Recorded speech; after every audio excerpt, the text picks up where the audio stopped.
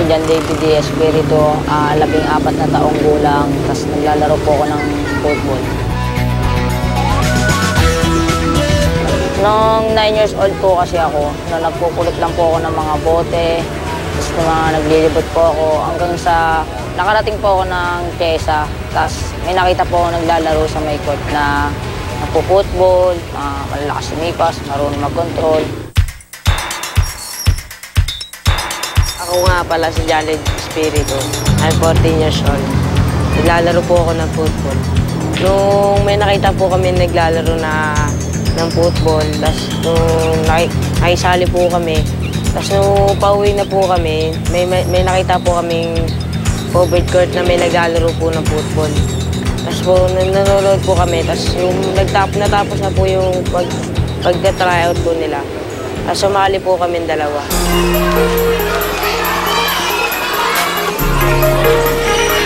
Ayun, naengganyo po, gusto ko sumali. Sakto po nandun po yung classmate ko, sinali po ako, tapos dinala po ako kay Coach Boy na isali ako, tapos sinali na po ako, tapos hanggang sa nag-training po kami. Di ba karaniwan ng mga Pinoy, mas gusto basketball?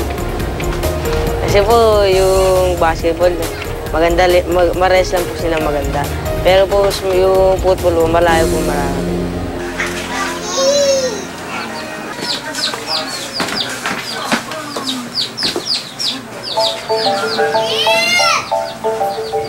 Gusto ko po sa football, yung tulad po nila Lionel Messi, William Asbal, marunong po sila, tapos marami pong nanonood sa kanilang mga tao, tapos may mga nag-iyaw pag nakakagol. Mula pa po nung grade 2. Tapos nung dumating po yung coach namin na nagtuturo sa Magat, sabi po sa amin, sino gusto mag-tryout sa football? Sabi, sumama po kami dalawa ng kapatid ko. Doon na po kami nag-practice sa Walaman.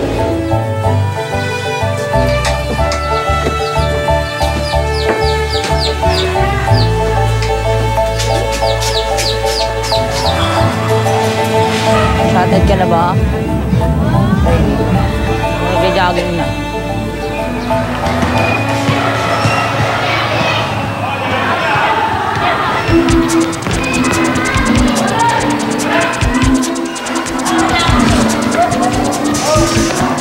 Yung tawag po sa amin yung football, ibig sabihin po ng football sa kalye. Kasi nga po, hindi po kami nakapag-training sa field. Puro sa kalye po, minsan naglalaro kami. Yung bola-bola, kahit ano pong bola, ginano po namin. Tapos yun, sa court lang po kami naglalaro. Kahit sa field, hindi po kami naglalaro. Pag may laban po kami, dun lang po kami nakapaglaro. Okay, ready? Play! Bakit sa basketball court?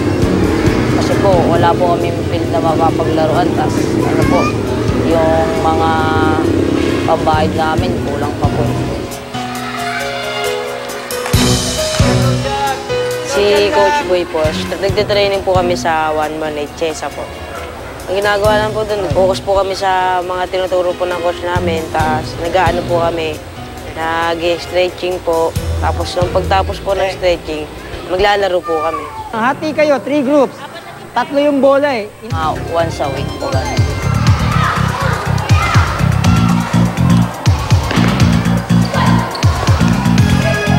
Ginagawa po namin nung training, magpapass-passing po kami, tapos dribbling, tapos maglalaro po kami.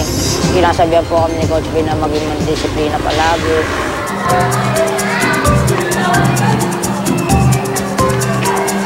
Ay, nako, Joey, pasa. Mali. Kumusta na may teammate ka nakakambal mo? Paano yun? Okay lang po. Para mas madali pa po kasi po parehas po kami umalaban sa iba't ibang lugar. Mas masaya po. May yung bola, dapat direct hit tayo. Okay? Tapos Leo. Ano yung ano mo? Dito kilala ako, Roberto Boy Balbin.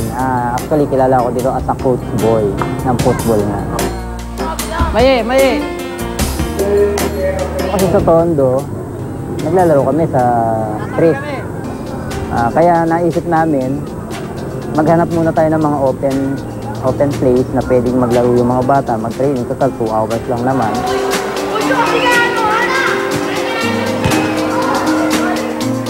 tinataon namin na medyo maganda yung panahon, makulimlim, yan. Tsaka kami nagsitraining.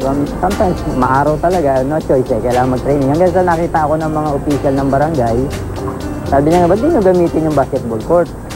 Kaya lang siyempre magbayad tayo ng kuryente. Ang ginagawa ko, para makapag-training kami, nanghihingi ako sa mga bata ng 10 pesos. Yun ang pinambabayad ko dun sa kuryente, rent ng covered court. Ayun. Kaya ginawang futkal, football sa kalye.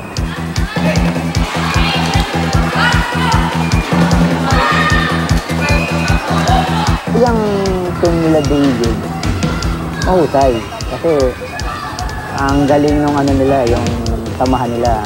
Madalas nakikita ko nga sila, lagi nag-uusap-usap eh. Hindi ko alam po, nag-uusapan nila. Pero pag sinabi kong training, maski may pasok yan, ang uwi talaga nila is 5. 5:30, nandun na yan sa may harapan ng tindahan ko, nagkikwentuhan na yan. Nagre-ready na sila for the training.